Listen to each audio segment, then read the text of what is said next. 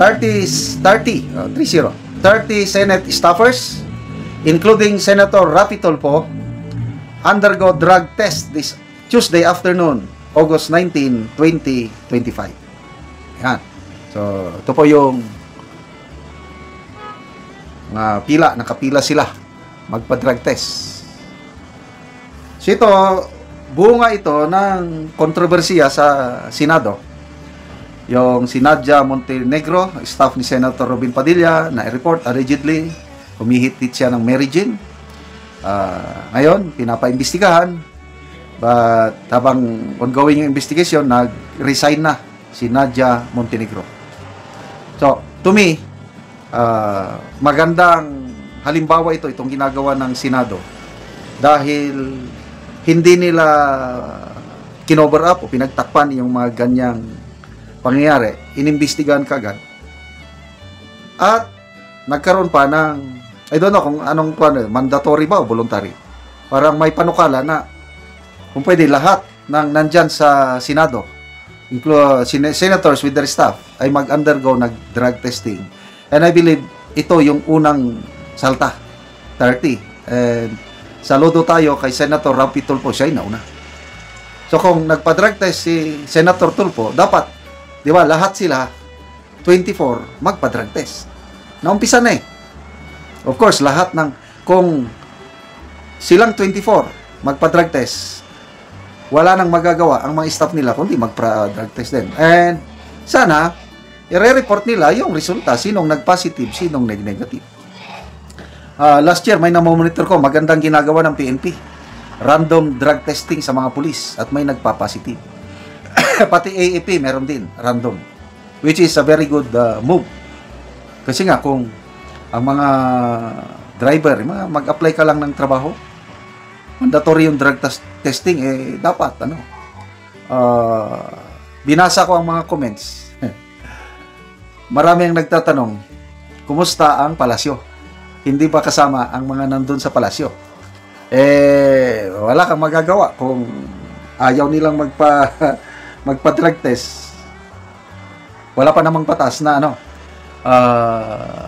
mag-mandate sa kanila from top to bottom. Ito, mga comments. Yung presidente nyo, umatin ba? Presidente, Senate President siguro. Dapat magpa-drug test din si Senator Escudero. Darling Gabero, well done boys. Ha. Litchi Jude BBM. Pandamay mo basig. Bagla na delikado. Larry Rojas, wala na lahat ng mga senadores. Si Robin Padilla, hinahanap. O dapat, si Senator Robin, patunayan niya na malinis siya, magpa-drug test na. Kasi nga, sinimulan na ni Senator Raffy Tulfo, dapat susunod sila. Mabubuking yung senador na hindi magpa-drug test. Yan, Gregorio Jess. There must be a public report for negative and positive results. The people has the right to know. Correct. Compare natin Senado na involve ang isang staff gumagamit ng Mary Jane. So iniimbestiga na. Kumusta ang palasyo?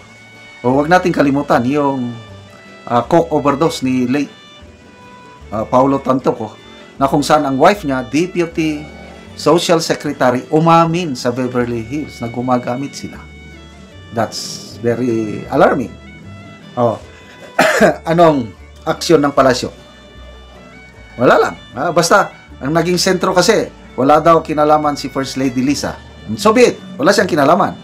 But the very fact na ang isang opisyal ng gobyerno tatrabaho sa Malacanang Deputy Social Secretary na involved, di ba dapat ang Pangulo, ang palasyo magsalita at mayroong karampatang aksyon? Investigasyon ba o whatever? Tingnan mo, wala lang. That's very bad. Kasi kung ordinaryong mamamayan lang, mahuli, kasuhan, whatsoever, ito umamin na. Doon pa sa isang lugar na official mission, gumamit ng pondo ng taong bayan. Sabi nila, private affair daw. Paano naging private affair na official mission? sarili ba nilang gastos nagpunta doon? I don't think so. Kasi Deputy Social Secretary siya. Kadikit palagi ang First Lady. Hindi pwedeng private matter or private occasion yun. Pera ng taong bayan, so dapat malaman natin anong nangyari. But after now, wala na. Oh. So, ngayon, nandiyan naman ang Senado. Natanong noon kung magkaroon ba ng investigasyon, hintayin natin. Kasi si Senator Jaime at Senator Padilla na ata ang nagsabi na nag-file na sila ng resolution para maimbestigahan kung kaninong committee ma. So, hintayin natin. Dapat wag tayong titigil doon kasi nga it's a matter of public interest, matter of public national security. Kasi marami na naghinala. Mr. Rigoberto Tiglao, General Orlando De Leon, nagsasabi na baka na-compromise ng ating national security, baka ginawa nilang pang-blackmail itong US government, ginawang pang-blackmail yung incident, coke overdose, para kung ano ang gusto ng Amerika, sunod-sunuran na lang ang ating bansa. So sana hindi malibing sa limot ang pangyayaring ito. But again, good job po sa leadership ng Senado at sinimulan ng investigasyon, sinimulan na ang drug test sa mga senador at mga personnel nila. Kaya salamat mga kaibigan sa inyong pagsubaybay sa ating channel. Nakakatulong kayo ng malaki sa tribong Talandig ng Bukidnon dahil ang income natin sa channel na ito, pantulong natin sa tribo na mimigay tayo ng libreng yero at pako para makapatayo itong tribo ng mas maayos na tirahan. Panoorin nyo ang video na ito. Ani ang yero nga ipangatag sa mga tao nga kadtong mga daot na ang ilang balay. Ug muna ni siya ang pangtabang sa ila. Ug karon muna ni sila ang matagaan og yero. Salamat kayo. Salamat kayo. Salamat kayo. Salamat kayo sa grasya. God bless you all. Human sa pagbahin-bahin ani, butangan pagyud og pangalan ang kada usa.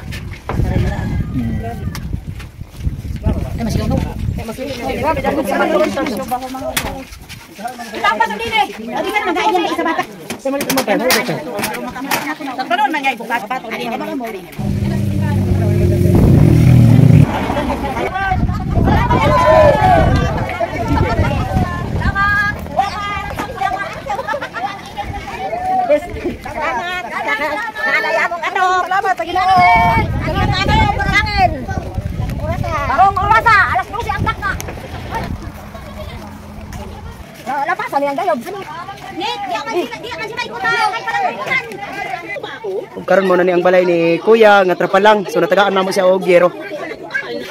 Salamat kayo sa Ginoo kay naay inabang na nakabot sa mo ah.